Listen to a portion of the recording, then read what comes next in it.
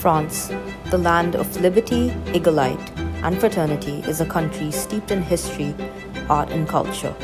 From the sun-kissed fields of Provence to the majestic grandeur of the Eiffel Tower, France is a nation of beauty and innovation.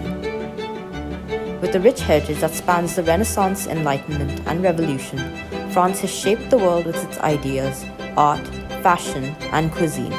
Today, France remains a global leader synonymous with elegance, sophistication, and joie de vivre.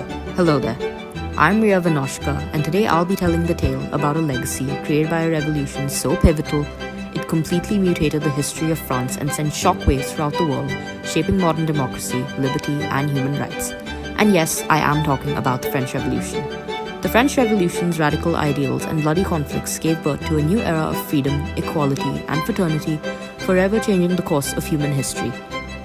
The French Revolution, which took place from 1789 to the late 1790s, was a pivotal event in world history that led to the overthrow of the monarchy and feudal system in France.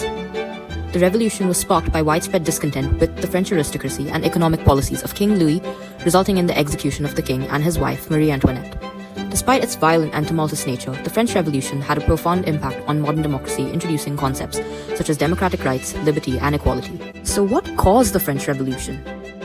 As the 18th century drew to a close, France's costly involvement in the American Revolution, combined with extravagant spending by King Louis, had left France on the brink of bankruptcy. Not only were the royal coffers depleted, but several years of poor harvests, drought, cattle diseases, and skyrocketing bread prices had kindled unrest among peasants and the urban poor. Many expressed their desperation and resentment towards a regime that imposed heavy taxes, yet failed to provide any relief by rioting, looting, and striking. In the fall of 1786, King Louis's Controller General, Charles Alexandre de Calonne, proposed a financial reform package that included a universal land tax from which the aristocratic classes would no longer be exempt.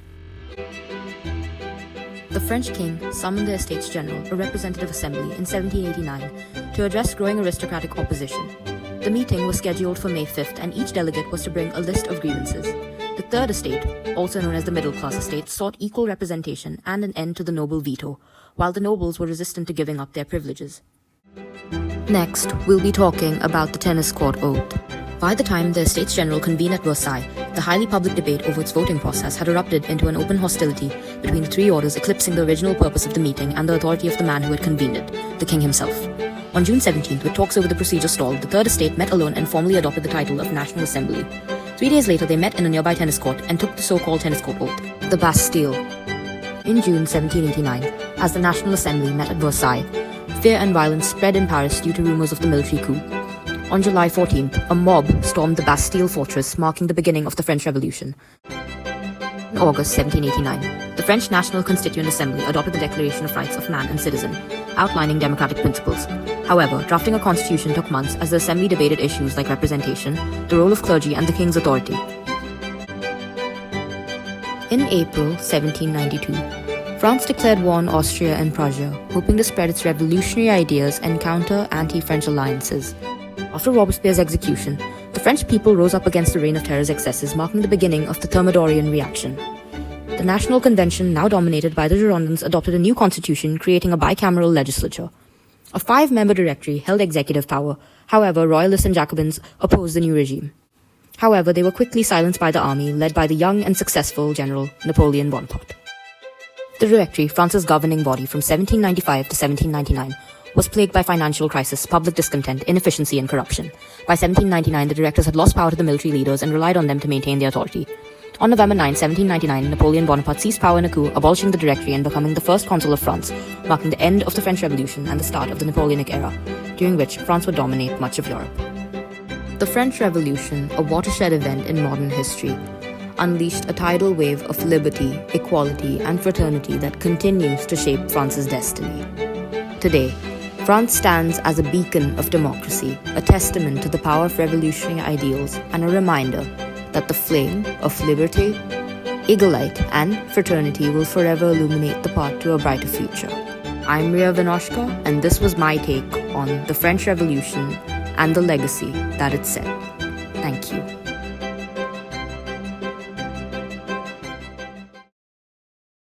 Historical legacy of Switzerland. What is the first image that comes to your mind when you think of Switzerland?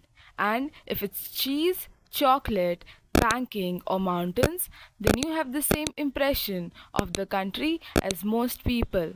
But the reality is that there is so much more to this interlocked European country than its stereotypes. Hello everyone, my name is Charles and I will take you on a tour of the historical legacy of Switzerland. Switzerland, a country known for its neutrality, chocolate and mountains, has a rich historical legacy that spans over 1,000 years. With a Celtic tribe inhabited the Swiss plateau, they were granted federal status and later integrated into the Roman Empire. Under Roman rule, Switzerland was divided into 5 provinces, with local authorities and Celtic dialect remained.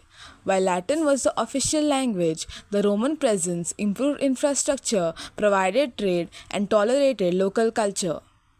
The Swiss Charter was formed in 1291, where 3 cantons signed the Federal Charter of Switzerland, also known as the Bundesbrief. This alliance was created to protect their independence and interests from the expanding Habsburg Empire. Battle of Mortegon and Sampach were decisive victory for the Swiss Confederation.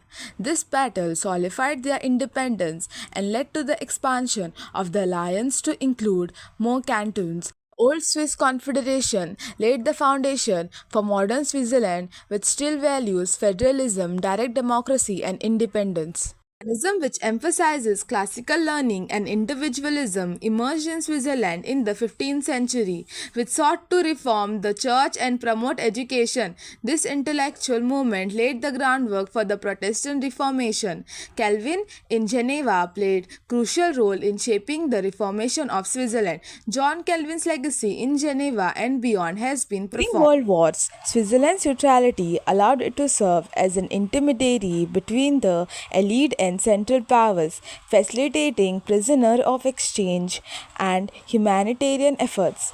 The International Committee of Red Cross was founded in Geneva 1863, played a significant role in providing aid during the World War. After the wars, Switzerland continued to play a significant diplomatic role in hosting international organizations and facilitating negotiations.